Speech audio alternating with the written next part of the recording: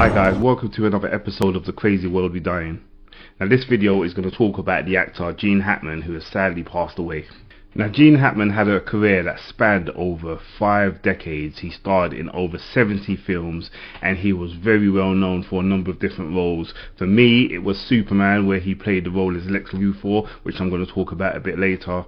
He was also in some very good films such as The Italian Job, Crimson Tide and Unforgiven. So I'm not really going to touch on his death, but he sadly passed away on February the 17th. What I'm going to do in this video, I'm going to talk briefly about his early life, and then I'm going to talk about my favourite roles that he starred in. If you can do me a favour though, I post contests like this all the time where I celebrate the lives of people who have sadly passed away, or I talk about people's achievements. So if you like any of the content that I do, if you like this content, if you could do me a favour, if you could press that subscribe button, it would be very much appreciated.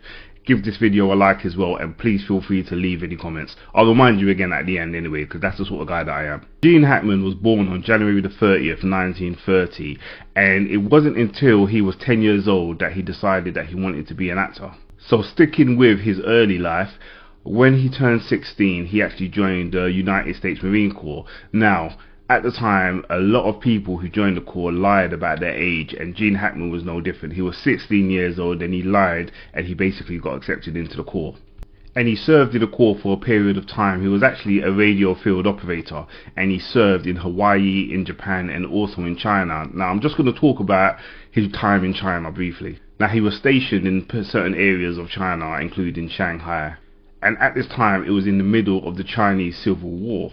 So one thing I learned about Gene Hackman is that he took part in particular operations, and one of the operations, or one of the roles that he was used for, was to actually destroy Japanese military equipment. And the reason why he did this, or the reason why this mission was undertaken, was to keep the equipment out of the hands of communists. Now also, Gene Hackman took part in Operation Beleaguer, and I do apologize if I get any of my pronunciations wrong. And what this operation was the Marine Corps' occupation of China, but specifically the Hebei and Shandong provinces. And basically this operation dealt with displaced Korean and Japanese people after World War II. So in 1951, following a bike accident, he was actually discharged from the Marine Corps. And then Gene Hackman started concentrating on what he wanted to do when he was 10 years old and become an actor. So we're now going to touch on his early career, and I'm going to shift to 1956. Now in 1956 in California, Gene Hackman joined the Pasadena Playhouse, and there he met an actor who you'll recognize. Yep, that's Dustin Hoffman. Now if you don't know Dustin Hoffman, very well known actor, straight away if somebody said to me what is the role that I most remember Dustin Hoffman from, it would be Rain Man. And if you haven't seen Rain Man, it's a very good film, starring Tom Cruise as well. I've actually done a video on Rain Man, so if you do like the film or you haven't seen it and you want to know what it's about, have a look at my channel, the video is there. Now these two struck up a friendship, and funnily enough, it is crazy how sort of things work, isn't it? Because they were actually deemed at the time the least likely to succeed, both of them. And I don't know who else was in that class, don't know if there's any actors that we know, but if you think Gene Hackman and Dustin Hoffman are two of the most famous actors of a generation, shows how people could get it wrong, right? I guess the Playhouse, however, could back up this judgment, so Gene Hackman actually got the lowest score ever given. And I guess on that basis they probably thought he would never make it. Now if we just shift to the 1960s, Dustin Hoffman and Gene Hackman struck up a friendship, and another person that they struck up a friendship with and actually shared apartments with is Robert Duvall. Now you may know Robert Duvall from a number of different places, and I talked about a film with him recently which is Falling Down, which is the film with Michael Douglas. Great film. But probably, and if I had to say where is Robert Duvall most known from, I would go to the Godfather films. And hopefully this has jogged your memory. So it was during this period between 1960 and 1967 where Gene Hackman got a number of small roles. I'm not really going to touch on these small roles. I'm just going to concentrate on a couple of films. So I'm going to move to 1967 and I'm going to talk about Bonnie and Clyde. Now let's talk about Bonnie and Clyde. Have you seen it? Now this film starred Warren Beatty and it was nominated for a number of Academy Awards.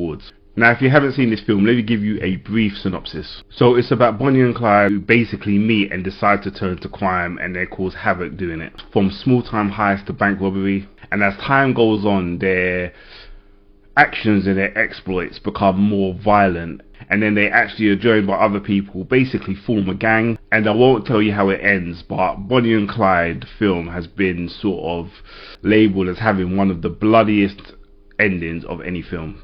So if you haven't seen it, check it out, even on that basis that you want to see the ending if you like a bit of violence and you like a bit of gore, or you may not like it, but sometimes it's good to appreciate film, and that is something that I certainly do. So now for this film, Gene Hackman was actually nominated for Best Supporting Actor. He didn't win. I think this film showed how good his acting abilities were, and he only went from strength to strength from Bonnie and Clyde. So then if we shift to 1971, and we're going to talk about The French Connection. Now The French Connection, very popular film, won Best Picture, and this was probably the film that shot Gene Hackman into the big time. So at the 44th Academy Awards, this film was actually nominated for a number of different Oscars, and like I said, it won Best Picture. Now Gene Hackman actually won Best Supporting Actor for his role in this film. And I often talk about fate and how things work in these videos. So with this video, did you know that the director, William Friedkin, and again apologies if I pronounce his name wrong, weren't overly convinced as casting Hoffman. William Friedkin, if you don't know him, he was the director of The Exorcist,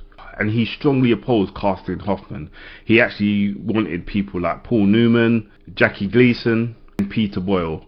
But Hackman got the role, and then as it turns out, he won an Academy Award for his role. We're then going to move to 1978, 1980 and 1987.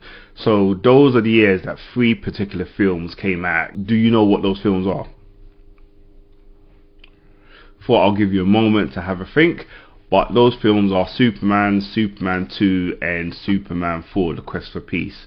Now, where do I start? Gene Hackman played the role of Lex Luthor in those films. If you're familiar with Superman, if you're familiar with the comics, familiar with the TV series, or you're familiar with maybe the most iconic superhero of all time, you all know that every superhero has got an antagonist, and Lex Luthor is arguably the perfect antagonist for Superman. Now, he's played by Gene Hackman, and I think he plays him brilliantly. I grew up with the Superman films.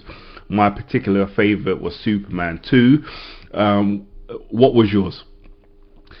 Just before I talk about Lex Luthor and Gene Hackman, I'm just going to briefly talk about The Quest for Peace, Superman 4. Now, I'm going to say it as it is. I talk about films, and I talk about good films, films that I like. So it's only right that I talk about dreadful films or films that I don't like. And Superman 4, The Quest for Peace, is a terrible film. Terrible. Let me know what you think. Is there anybody out there, I'm sure there is, you weirdos, but is there anybody out there that actually likes this film? Because if you do, I give you credit, and I would love to know what other sorts of films you like, because you're a special person. Because Superman 4 is a mess. But like I said, he plays Lex Luthor, and when I think about the Superman films, and you know, he's always scheming, he's always coming up with a plan, you know, with the kryptonite in the first film. Like I said, Superman 2 was my favourite Superman film, and if you remember, Lex Luthor manages to get the three characters that come to Earth to deal with Superman, and he tries to get them on side, or he uses his brain to try and he uses his mind and his scheming abilities to try and use things or get things to his advantage. I think his role was equally as iconic as Christopher Reeve's, rest in peace by the way, and for me it is probably the role I most remember him in. I'm going to talk about some other films which he did after the Superman films, but I just think about me, my childhood, what I remember, and yes, brilliant films, the Superman films. He played them excellent, and he was the ideal person for the role. I'm just going to briefly talk about some of the other roles he played. So in 1988 he starred in Mississippi Burning. Now this is a very good film, and he starred in with William Dafoe, who I've got a lot of time for. I really like him. Now if you haven't seen the film, certainly check it out. It's about some FBI agents investigating the disappearance of civil rights workers, and it deals with a number of different things such as hostility from various groups, the police. If you haven't seen it, it is a very good film, and Gene Hackman is brilliant in it. Now sometimes, do you ever get a film where you're late to the party? That's how I'm going to describe it, where a film came out and you just didn't see it at the time. It took you a while to eventually see it. Well, I'm going to talk about 1992 Unforgiven. This was the second time that Gene Hackman won an Academy Award for Best Supporting Actor. Now, I hadn't seen this film, and I only came across it as I often go through filmographies of certain actors and actresses. And what I also did, I actually watched every single film that won Best Picture, and Unforgiven won Best Picture. So I watched it, and I was blown away by how good it is. I was actually annoyed with myself that I hadn't seen it up to that point, because that must have been around 5 years ago. This came out in 1992. But Unforgiven is a brilliant film. You really need to see it, and I think it was definitely justified in winning Best Picture. It was directed by Clint Eastwood, who actually won Best Director as well. Now, Gene Hackman plays the sheriff, and he plays it really well. I don't want to give away too much, but he's pretty no nonsense in the film. I think that's the wording that I'm going to use. I don't want to spoil anything for you, because like me, when I watched it, I knew nothing about it and I was blown away, and sometimes it's better to do that. So I'm not going to say too much about Unforgiven. All I'm going to say is watch it, and if you do watch it, come back to this video and comment and let me know. I want to know your thoughts. Now, I'm just going to give some other special mentions to some films. So you've got The Firm, which was a really good film. I really enjoyed it. You've got The Quick and the Dead, which stars Leonardo DiCaprio, who is arguably my favourite actor. I think Sharon Stone was also in it as well. Now, who could forget Crimson Tide? Now, Crimson Tide was a really good film. Stars Denzel Washington, and I think the chemistry between the two characters have got the conflict between them, and I think it's acted out brilliantly by both of them. I think Gene Hackman is really good in this film. Honestly, probably my second favourite role that he done after the Superman films. But have you seen Crimson Tide? Let me know if you've seen it. And then also Enemy of the State, which he done with Will Smith. So just moving on from his filmography, he was also an author, and he had written 3 books. Now, one of the things that I learned about Gene Hackman was that he was actually on President Nixon's enemy list. So there's actually a list of various people, organizations, politicians, celebrities that President Nixon deemed as a is a threat the right word? Is a threat accurate? I'm sure any historians out there who are familiar with President Nixon will be able to shed more light on this. But Gene Hackman was quite proud to be on that list, and he was on there. Absolutely amazing. I read this and I was actually staggered, but I guess it probably makes sense, especially at the time where some people were maybe really vocal about certain things. Now, like I said, Gene Hackman passed away recently. Various people have paid tributes to Gene Hackman. One of the people who has paid tribute to Gene Hackman is Morgan Freeman, and this was done quite recently at the Academy Awards. Now, I've looked, and various other people have paid tributes, and I'm going to just show you a selection of some of them now. It's really nice, I think, to see people honouring somebody who they had a lot of respect and time for, people that he's worked with in the past.